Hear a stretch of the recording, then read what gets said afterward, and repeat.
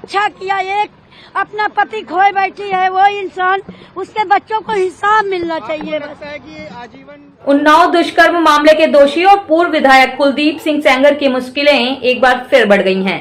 Delhi high court से मिली जमानत वाली राहत अब झटके में बदल गई है। सुप्रीम कोर्ट ने आज साफ कर दिया है कि सेंगर फिलहाल जेल के सलाखों के पीछे ही रहेगा। आखिर अदालत में आज क्या क्या हुआ और क्यों कोर्ट ने हाई कोर्ट का फैसला पलट दिया, जानेंगे इन सभी सवालों के जवाब। जानना जरूरी है कि इस कड़ी में पूरे मामले को जानने के लिए आप नीचे अटैच्ड लिंक को एक बार देख सकते हैं। नमस्कार, दीपाली सिंह एक नई आवाज में आप सभी का बहुत बहुत स्वागत है। मैं दीपाली सिंह आज आपके साथ। आज सुप्रीम कोर्ट में चीफ जस्टिस सूर्यकांत की अगुवाई वाली पीठ ने एक बड़ा फैसला सुनाया। कोर्ट ने दिल्ली हाई कोर्ट के उस आदेश पर तुरंत रोक लगा दी जिसमें कुलदीप सेंगर की उम्र कैद की सजा को सस्पेंड कर दिया गया था। सुनवाई के दौरान सुप्रीम कोर्ट ने कहा है कि इस मामले में कई गंभीर कानूनी सवाल उठते हैं। सबसे बड़ी बात जो कोर्ट ने कही वो ये है कि अगर हम हाई कोर्ट की इस दलील को मान लें कि विधायक पब्लिक सर्वेंट नहीं है, तो इसका मतलब होगा कि एक कांस्टेबल तो सरकारी कर्मचारी होगा लेकिन सांसद विधायक नहीं।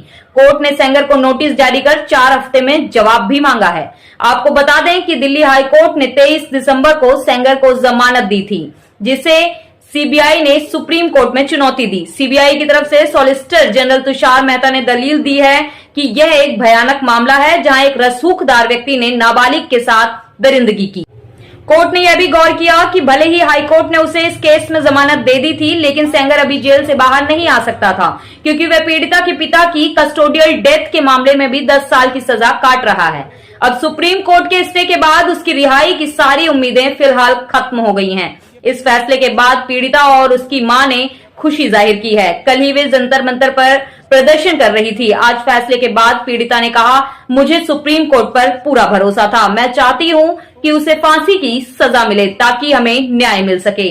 पीड़िता ने सुरक्षा की भी मांग की है क्योंकि उसका कहना है कि सेंगर का बाहर आना उनके पूरे परिवार के लिए जान का खतरा बन सकता है।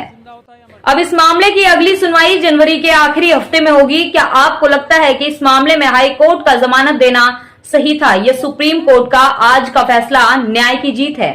अपनी राय हमें कमेंट बॉक्स में जरूर बताएं। देश और कानून से जुड़ी ऐसी ही बड़ी खबरों के लिए दीपाली सिंह एक नई आवाज को सब्सक्राइब करना ना भूलें। नमस्कार। आजीवन कारावास बरकरार रहेगा? नहीं, सीधा फांसी होना चाहिए। संतुष्ट की बात नहीं है। देखिए, अब अदालत ने रोका है फैसला, कम से कम इतनी संतुष्टि तो हमें हो सकती है कि हाँ, अब ये कल परसों जो ये रोज सवाल मुझसे पूछती थी कि 5 मिनट बाद तो नहीं मारी जाऊंगी उसके बाहर आके मैं, तो वो मैं कम से कम कह सकता हूँ कि अब वो बाहर नहीं आएंगे थोड़े समय।